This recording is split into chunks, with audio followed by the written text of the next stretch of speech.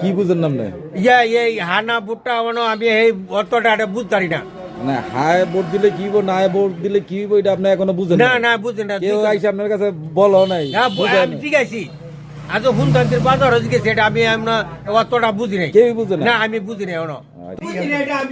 আপনি বুঝেন না ভোট দিলে? হ্যাঁ আমি বুঝি, বলেন। ধানের শীষে ভোট দিমু আর হয়ের পক্ষে ভোট দিমু।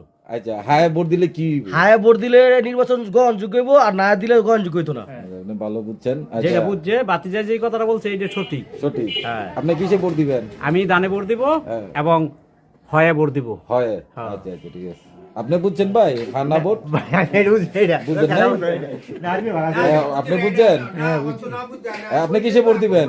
ধানের শীষে ভোট দিব। না ধানের শীষে তো দিবেন, পরে কি আছে? হান্না ভোটের মধ্যে ওইটা কি দিবেন বুঝছেন? ওইটা না এটা বুঝি না, আমি বুঝি না এটা।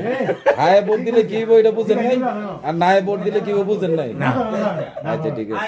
আর এমনি না না শোনেন, এই জিনিসটা আপনাদের কাছে প্রচার করে নাই কেউ আইসা যে হায় ভোট দিলে কি হইব, না আমার এই কথাটা কেউ বলে নাই, এখন পর্যন্ত কোনো লোক আসে নাই? না কোনো লোক আসে নাই, কোনো লোক বলেও নাই এই ধরনের।